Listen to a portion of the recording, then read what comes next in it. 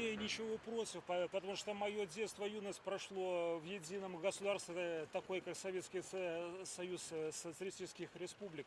Вот. И как бы для меня Россия, Белоруссия, все славянские республики — это само одно единое целое. Это правильно, то есть сближаются наши нации как-то все вместе. То есть это, мне кажется, очень хорошо. Российские военные вообще показывают, ну, все как бы отлично, поэтому есть кого поучиться.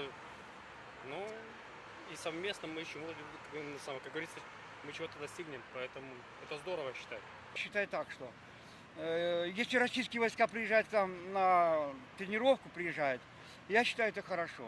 Я считаю, что в Беларуси должны быть белорусские вооруженные силы. Правильно? Совершенно поддерживаю, потому что, прежде всего, россияне считают за наших вторых братьев. То есть, если вдруг что, не дай бог, какая-нибудь агрессия со стороны Запада, не дай бог, первые, кому мы пойдем за помощью. Я считаю, что такие учения должны проводиться как минимум раз в 2-3 года. Это Россия. Мы, понимаете, у нас с ними таможенный союз. А мы дружим на таком уровне, на котором не дружит ни одно государство с другим. То есть я не считаю, что нахождение российских войск как-то нам что-то там плохое делает или портит отношения с Европой и так далее.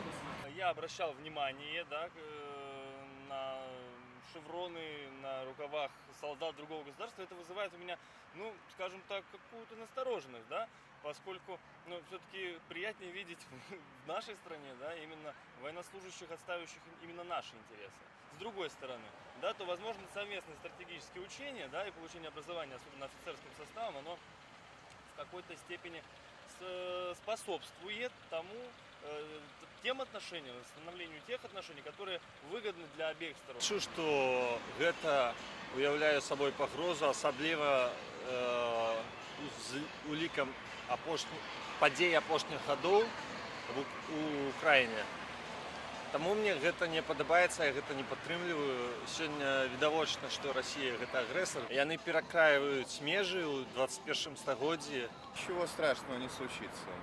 Не является угрозой для суверенитета Беларуси. А к тому же, что они могут сделать? Свергнуть Лукашенко, что ли? Любая, наверное, милитаризация – это плохо. Но если вы заключили какие-то определенные договоры, их нужно выполнять вне зависимости от конъюнктуры. Увогуле не бачу ніякої користі у некім зв'язку з Росією. Коли яны ёсць гэтыя стасункі, так, то некие есть обовязки, их треба выполнять. Что войска не должны находиться на нашей территории, это правильно. Но что нужны маневры и какие-то учения, это вполне нормальное состояние армии. Ничего плохого в том, что они приедут к нам или, ну, побудут.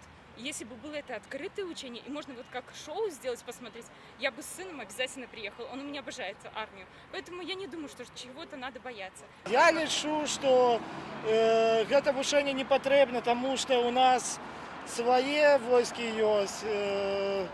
Зачем какие-то приезжие? Это ж полный бред.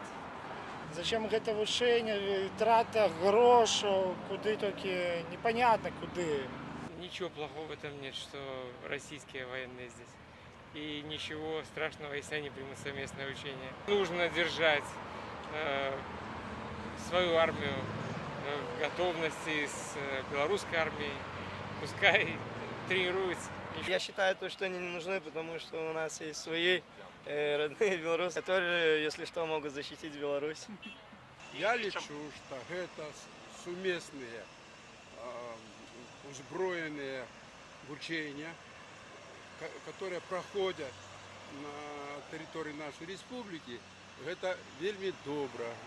Потому что, перш за все, это узмацняется моц, квалификация, дружба наших армий, ну и так далее. Ну, как бы у нас союзное государство, вы знаете. То есть это как бы считается нормально, если люди союзники, правильно? Ну, я считаю так. Главное, чтобы не было нарушений суверенитета.